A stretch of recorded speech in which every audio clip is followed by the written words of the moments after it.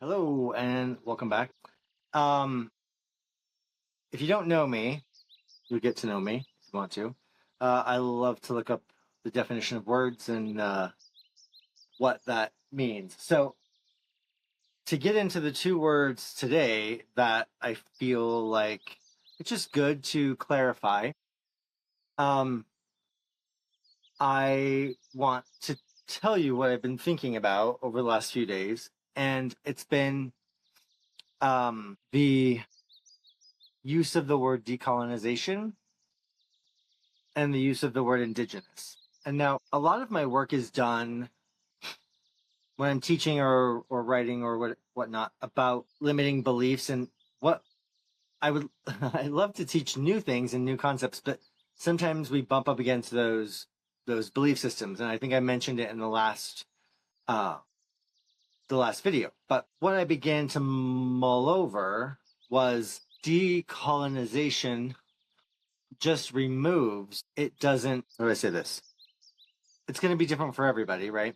Because let's look up the word, right? This is my favorite thing, right? So we're, just for your information, we are on merriam-webster.com. Oh, follow. Okay. Um, decolonization, by the way, is the act of or practice of decolonizing. Thank you. Thank you so much for that. So if we look up decolonizing, um, as a transitive verb, number one, to free, parentheses, a people or area from colonial status, to relinquish control of a subjugated people or area, parentheses. Number two, to free from the dominating influence of a colonizing power, especially, colon, to identify, challenge, or revise or replace assumptions, ideas, values, and practices that reflect a colonizer's dominating influence and especially a Eurocentric dominating influence. Now, if we break that down, identify, challenge, and revise or replace assumptions. Now, ideas, values, or practices that reflect a colonizer's dominating influence. Okay, so if we take a look at that, hi kitty. If we take a look at that and identify, challenge, and revise. Now, that is going to be different for everyone because we're all at different stages of our interaction, our entanglement with colonizing assumptions, ideas, values, and practices, right? And I wish it were as easy as telling you, do A, B, C, D, E, and everything will work out great. I don't think it is. Sometimes, almost always, it's like an onion. So we might find one thing, and then as we identify, challenge, and revise or replace that thing, and it moves off, there are things underneath it. So it's a constant identify, challenge, and revise or replace. Oof. Thank goodness for the dictionary. Now, the other word that I wanted to dig into, just so that we have a shared point of contact. That is not how you spell that word. And point of reference from speaking about it today is indigenous as an adjective. One, A, produced, growing, living, or occurring natively or naturally in a particular region or environment. Two, usually indigenous with a capital I, of, relating to, or descended from the earliest known inhabitants of a place, and especially a place that was colonized. If we look at this definition, which I haven't for quite a while,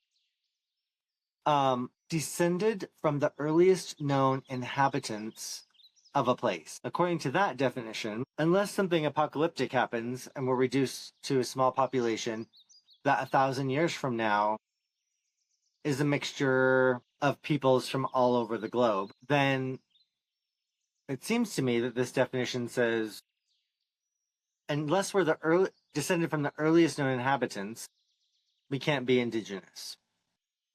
There's a different word down here, indigenousness. I don't think it will let me. Let's see. Let's look that up because I think that's interesting. Oh, it doesn't show. Okay, so scratch that. The second, number two, definition of indigenous as an adjective is innate, inborn, a type of behavior that is indigenous to human beings. So innate or inborn. I want to look up a different word. I want to look up indigenize. I wonder if they've made it. Yep. Okay. Indigenize, to cause to have indigenous characteristics or personnel. The former colony began to indigenize its businesses. I don't love that example because it just screams capitalism. It screams, let me put it this way. It seems like it's the only fucking example that we can give from our current society and culture. And within the language of English being a language of commerce. So this can be kind of confusing, right? This can be kind of frustrating. This can be kind of annoying. So I must keep in mind that I am also looking to a language that was not made to cover topics like getting rid of, I loved it. Come on. Oh, come on. Oh no. Assumptions, ideas, values, and practices that reflect a colonizer's dominating influence. Why would you have words like that? Why would you have words, really good words? There probably are words in the English language. I'm not the smartest or the most well-read or whatnot, but I am living life in this moment, in this place, trying to accept and engage with the reality, not just the potential I see, because you can be hopeful and have all of those things within that. But the reality, you have to begin in the reality of the moment. The reality of the moment is that I live in a place where this definition is uncomfortable for a lot of people. So again, decolonize, to free from the dominating influence of a colonizing power, especially to identify, challenge, or revise or replace assumptions, ideas, values, and practices that reflect a colonizer's dominating influence, and especially a Eurocentric dominating influence. So let's pick one. Actually, let's grab the runes, because I believe that the runes hold, right?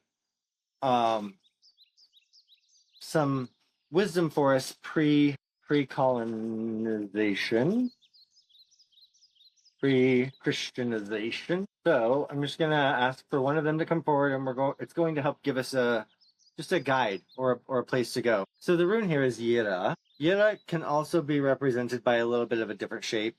This diamond, it doesn't matter. You can look it up. Yira, Jera. So currently, one of the most common definitions or meanings pertaining to this word is reward after hard work. I don't even want to get into how I've been taught that if you just work harder and work more, you'll have more money. I'm sure I'm not the only one, right? So I like to try and engage with conversations about the rune, each rune even pre-agrarian. So what are some of the threads that potentially can go and be pulled back further? And if it's about growing cycles, it's about, in agrarian terms, you have the field, you're planting, or the place, the soil, you're planting, you're caring for, you're harvesting, you keep seeds, you put some away for the winter to get you through the winter, and then the next year you do it again. So for me to say, what's a good example? Well, my favorite example of this, usually with people, is where do you keep doing the same thing over and over, expecting different results? So I may say, oh, I'm going to get a new job, and I'm going to work really hard at the job. Actually, I do have a story about this, that I was working with somebody once who came to me, wasn't happy with their job. looked at the job, and we came up with a few things for them to do. And then I saw them maybe 9 months to a year later. And they said, I've been applying for so many jobs. I've only had an interview for one, and it was because I knew somebody. And I said, let me pause. They hated the job they were in. They were ready for a change. They wanted to do something new. So fast forward now, I'm not getting any interviews, so on and so forth. And I said, okay, well, what kind of jobs are you applying for? And they said to me, well, like the same one I have now. And I didn't mean to, but I think I actually giggled a little bit. I was like, I don't. And they got it, completely got it. And they looked at me and I said, so you've been applying for jobs that you don't want, and energetically you're not really sure why you're not getting an interview? And they began to laugh and they're like, got it, check. I'm going to move on and do something. Yeah, I said, okay. So we can apply it to the concept that we're doing the same thing over and over. We can also apply it to the concept that if you work harder, you'll get more. More. We can apply this. It applies quite well to that. It applies quite well in our contemporary time to the idea that, or the ideas surrounding, do you even know your own cycle? Are you connected to the cycle of your creation, which means, are you connected to the cycle of creation at the location where you live? Do you honor the cycle and the flow and the fact that, yes, this cycle, minus global warming, keeps happening over and over in each of our climates, and that does help us? Do you even know it? I've been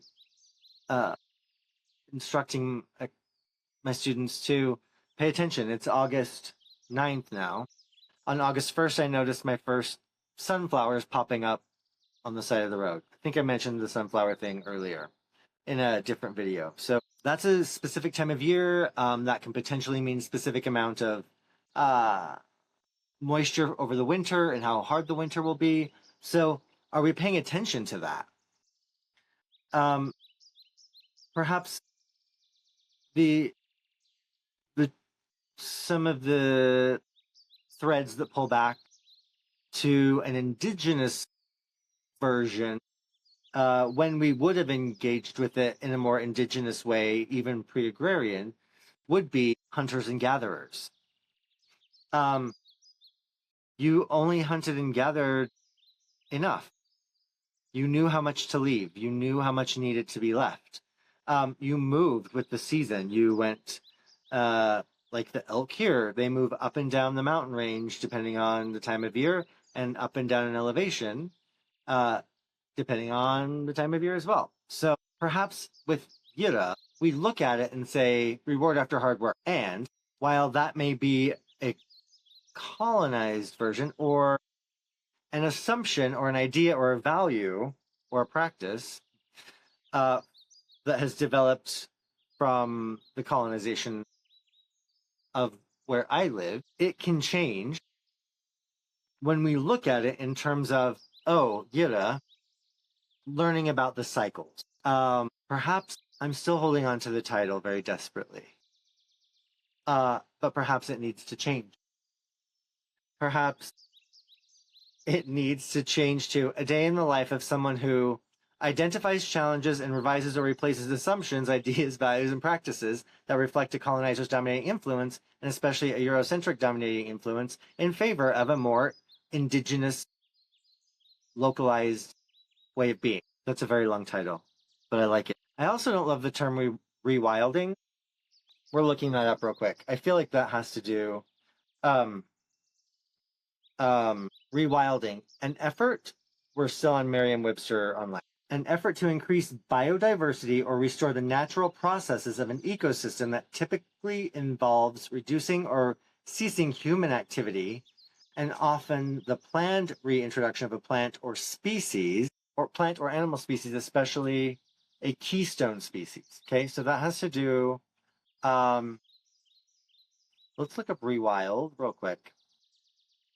Rewild, transitive and intratransitive, to return to a more natural or wild state, to make or become natural or wild again. Specifically, to increase biodiversity and restore natural processes. Okay, to transitive, to return an animal to the wild. So let's look up wild. I love this civilized word. 1A as an adjective, living in a state of nature and not ordinarily tame or domesticated. 1B, 1B1, growing or producing without human aid. 1B2, related to or resembling a corresponding cultivated or domesticated organism. 1C, of or relating to wild organisms. 2, not inhabited or cultivated. 2B, not amenable to human habitation or cultivation. 3A, not subject to restraint or regulation. 3 is where we play with this word a lot, I think. So 3A1, not subject to restraint or regulation, uncontrolled, also unruly. 3A2, emotionally overcome, also passionately eager or enthusiastic. 3B, marked by turbulent agitation, which is stormy. 3C, going beyond normal or conventional bounds, fantastic, also sensational. 3D, indicative of a strong passion, desire, or emotion. 4, uncivilized and barbaric. 5, characteristic of, appropriate to, or expressive of wilderness, wildlife, or a simple or uncivilized society. Civilized is my fucking bane of my existence word. I hate that word. Just because of everything packed up in it, right? The assumptions. 6A, deviating from the intended or expected course. B, 6B, having no basis in known or surmised fact. Hate it. Wild as a noun. Wild as a noun 2, a wild, free, or natural state or existence. Wild as an adverb. In a wild manner, such as without regulation or control, often intended or expected course. Off, OFF, and intended or expected course. So the one that the rune that comes up a lot for me that connects to this is Uruz. And Uruz to me, well, it's connected to we connect it a lot of times contemporarily to the aurochs, which is a water buffalo, European water buffalo that went extinct in the 1600s, I believe. And, it kind of asks, like, where are we so domesticated that we're in danger of becoming extinct? And I believe the first time I heard that was from Ingrid Kincaid. And I use it quite frequently because as it comes up when I'm working with clients, that's what really comes up. So it does not mean we go wild and crazy and that we have no guidelines for ourselves or societies that we live in. I like, which definition? Wild as a noun. Number 2, a wild, free, or natural state or existence. So what is our natural state? And getting to that, I call it the unencumbered self. Because I also view it similarly to like taking the saddle, the blanket, the reins, the bit, all the stuff off of a horse, so that it can. And I look at colonization and those assumptions, ideas, blah blah blah, right, as those things, and that's just taking those off. So I also look at it as this: if we're trying to rewild, if we're trying to achieve a natural state for ourselves, but we've been broken because most of us have been taught from a very young age what's acceptable and what's not. So if we imagine it being a horse being in a corral and being broken, I use the idea that if we're the horse in the corral, we've been broken. But if we take off all of the saddle, the bit, the reins after we've been broken, we will still just go in a circle. We won't actually, and there's no corral. We're just left to our own device. We'll still go in a circle because we haven't changed the thought pattern to a more natural state to be able to then follow the migration, follow the water, follow the food, follow the climate, and become more of that hunter-gatherer balance, maybe mindset. And so I think there's a lot to be kind of unpacked there and digested. And we're at 30 minutes now. So yeah, I hope throwing those terms out there gives you, just a little bit of something to chew on when it comes to these topics we're talking about, engaging with, interacting with.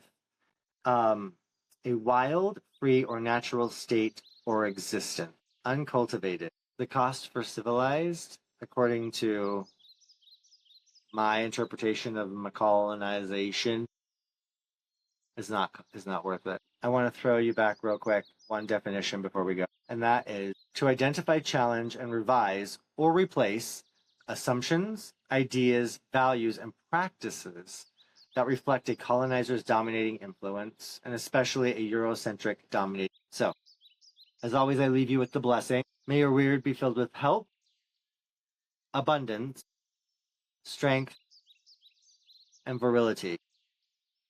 I think virility is the word we're going to attack next. So, thanks for watching. See you soon.